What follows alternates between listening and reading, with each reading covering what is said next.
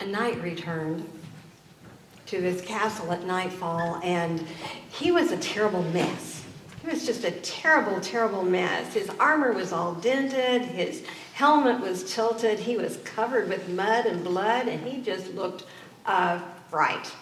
And the lord of the castle came to the gate to meet him, and he said to him, "Sir Knight, what has befallen you?" And he replied, "Sire, I have been laboring in your service, robbing and burning and pillaging your enemies to the west." "Oh, what? But I haven't got any enemies to the west." "Oh. Well, I think you do now." Oops. Making enemies could happen in any sort of way. You never know how an enemy might be made. And so how we make them and how we unmake them is what we're here to talk about today. Today we are covering chapter 5, and this is our 4th week of our fall program. Today we are talking about harnessing the winds of conflict. The winds of conflict cannot exist without 4 things. 4 things. Separation, misperception, competition, and defensiveness.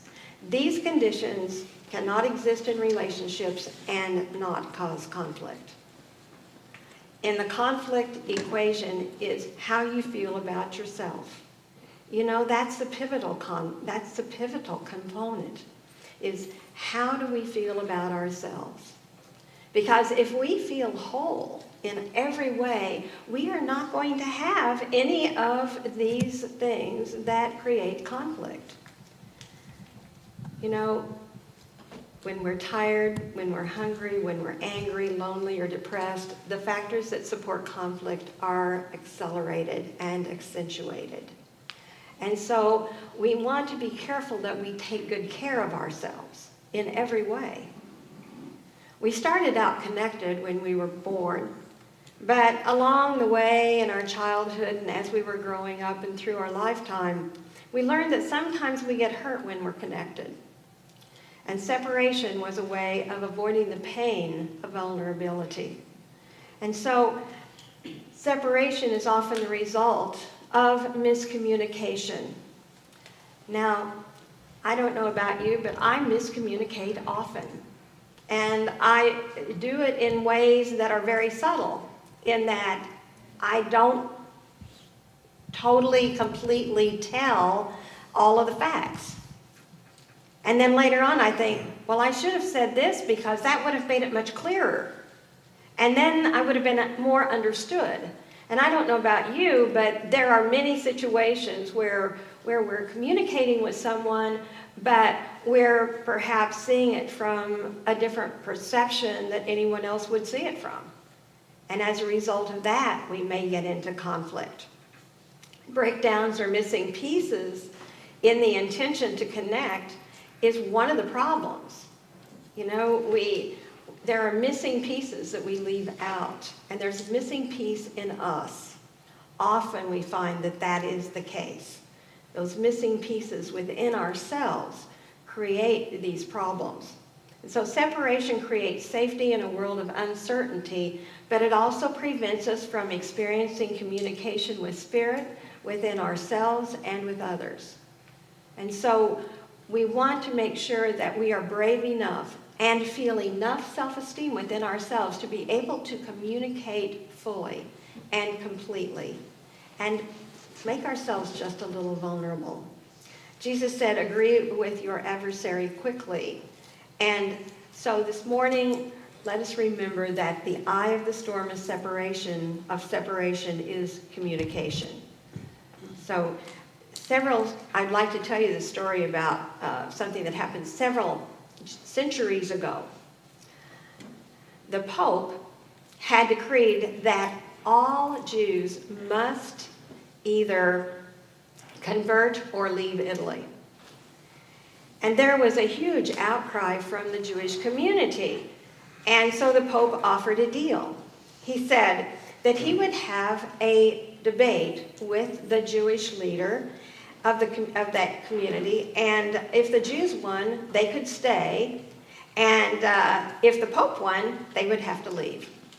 And so the Jewish people met, and they picked out the aged but very wise Rabbi Moshe to represent them at this debate. And so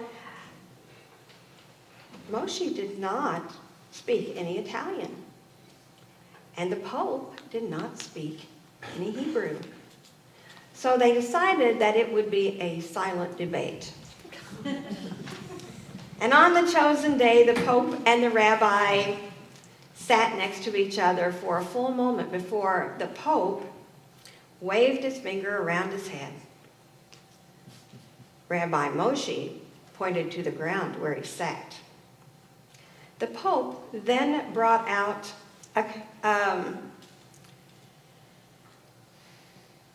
the Pope then raised 3 fingers.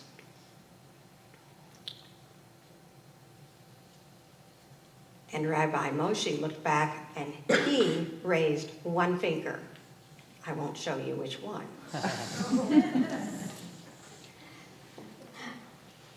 The Pope then brought out a communion wafer and a chalice of wine. Rabbi Moshe pulled out an apple. With that, the Pope stood up and declared he was beaten, that Rabbi Moshe was too clever and that the Jews could stay. Later, all of the cardinals met with the Pope and asked what had happened. And the Pope said, first, I got this out of order the first time. First, I held up 3 fingers to represent the Trinity. He responded by holding up 1 finger to remind me there is still only one God, common to both our beliefs. Then I waved my finger to show him that God is all around us, and he responded by pointing to the ground to show that God is also right here with us. And then I pulled out the wine and the wafer to show that God absolves all of our sins. And he pulled out an apple to remind me of original sin. He had me beaten, and I could not continue. Meanwhile, the Jewish community were gathered around Rabbi Moshe. What happened, they asked. Well, said Moshe. First, he said to me that we had 3 days to get out of Italy. So I told him, up yours. I didn't say that. Then he tells me that the whole country would be cleared of Jews. And I said to him, Mr. Pope, we're staying right here. And then one asked the woman, who knows, said Moshe. He took out his lunch, so I took out mine too.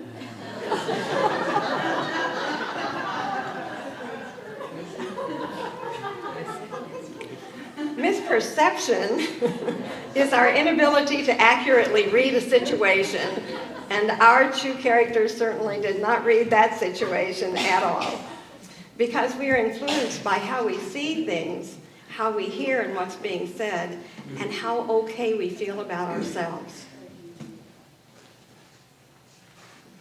Anger, fear, defensiveness, and other emotional states also contribute to how we perceive the situation. Certainly, our rabbi felt very, very threatened, and he interpreted those things exactly the way that he felt.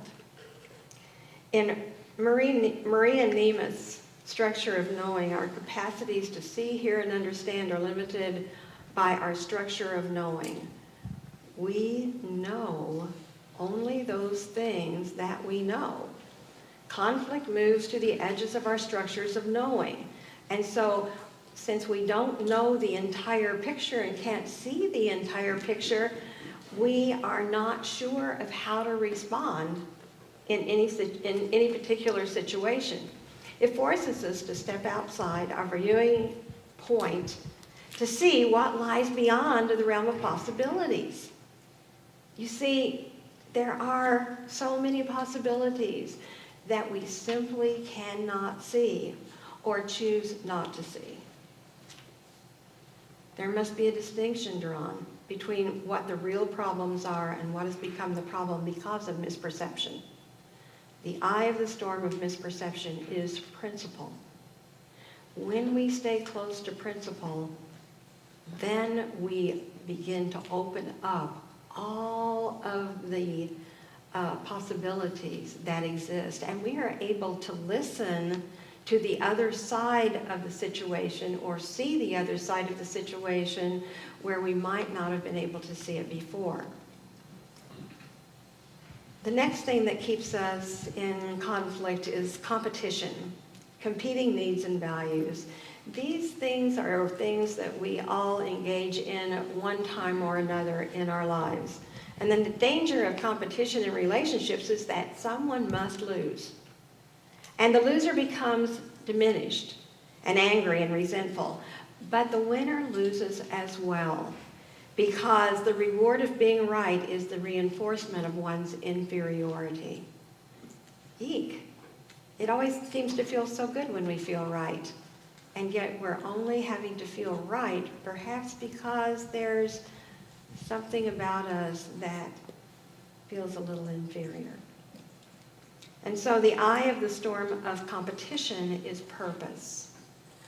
When we are set on our purpose, and our purpose should always be a very, very comfortable and comfortable way of staying close to our purpose. What is our purpose in life?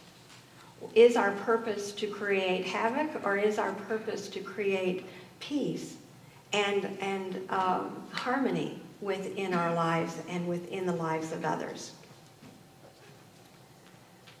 Defensiveness is another way that implies the presence of an adversary. And when our defenses are activated, we distance ourselves from one another. Defensiveness holds the relationship hostage to the suspicions and fears of evidence of separation. Resistance moves quickly into defensiveness and self-protection. And so the eye of the storm of defensiveness is non-resistance. Do not resist what is happening, but simply to work towards a reconciliation. So let's go back to our winds of conflict. The first is separation, and communion is the eye of the storm of separation.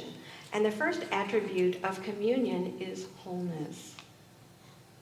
The eye of the storm of misperception is principle. And principle is another way of describing the nature of the universe, its order and intelligence. It is another word for God. There was a man who was driving along a winding mountain road, and another car suddenly came around the corner, and the man who was driving stuck out his head and yelled, "Pig!"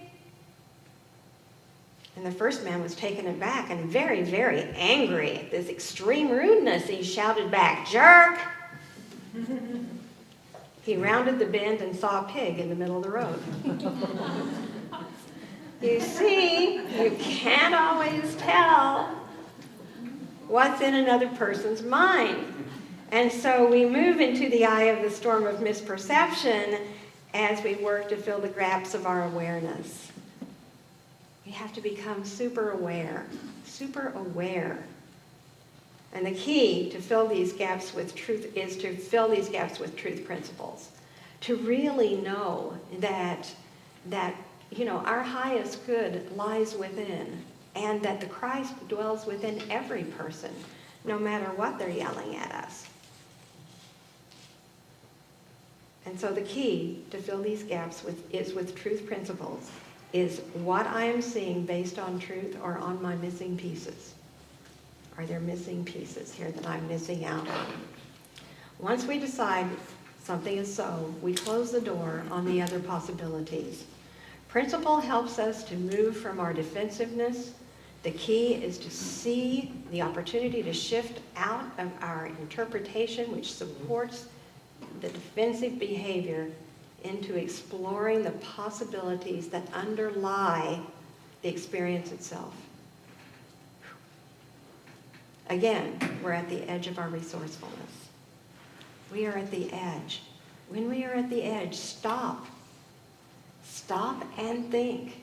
Before you say another word, stop and think. Could I be seeing this differently? We are very resourceful human beings, and we can see things from a different perspective. Living on purpose is the eye of the storm of competition. There's a delightful story about a group of 9 contestants who were competing at the Seattle Special Olympics. They were assembled at the starting line for the 100-yard dash when the starting gun went off. And when the gun went off, they all began running with excitement. They were having such a good time, all except for one little boy who fell right at the starting line. And he was crying, and he was crying very loud because he had stumbled on the asphalt. The other 8 heard him crying, and they all slowed down, and they looked back. And every one of them ran back to him. And one little girl with Down syndrome bent and kissed him and said, "That will make it all better." Then all 9 linked arms, and together they walked to the finish line. Everyone in the stadium stood, and the cheering went on for 10 minutes. They were all winners. Purpose is the universe's intention to be, through you, the presence of God. Each one of those children were the presence of God in expression. Your spiritual purpose is to be the Christ in the world. Non-resistance is fertile. I don't know how many of you have read this book, but how many of you read this when you saw that it said to you, non-resistance is futile? Because those of us who are Star Trek fans know that the Borgs said that all the time. And I thought, that's not right. Non-resistance isn't futile. And then finally, I read it correctly. And it said fertile. Non-resistance is the eye of the storm of defensiveness. There is a story about a captain who was sailing on a ship and saw a blip on the radar screen that was on their direct course, and he quickly sent a message, "Change course 10 degrees south." The message came back, "No, you change course 10 degrees north." The captain radioed back, "I am a captain. Move 10 degrees south." The reply was, "I am a seaman first class. Move 10 degrees north." The captain could not believe the audacity and sent back, "I am a battleship." The answer he received was, "I am a lighthouse."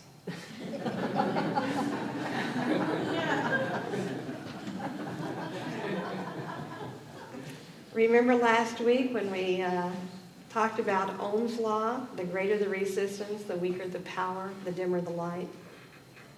Well, when we are being non-resistant, we are allowing our light to shine. Just like the lighthouse. We are allowing our light to shine, and that's what we have come here to do. We have come here to let our light shine, to be the light for all of those that we meet, to be with them in all that we do. And so at this time, I ask you to take out your green slips.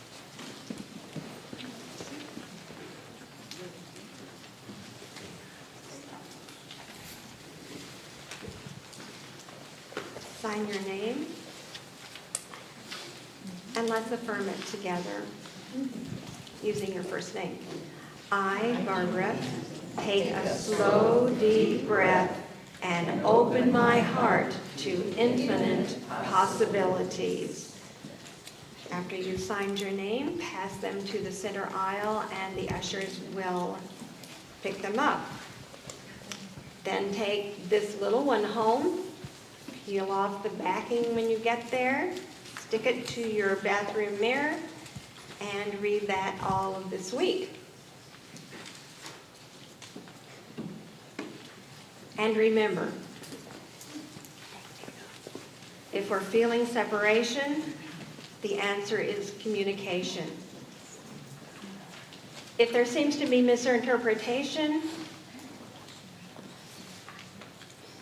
remember to go to principal.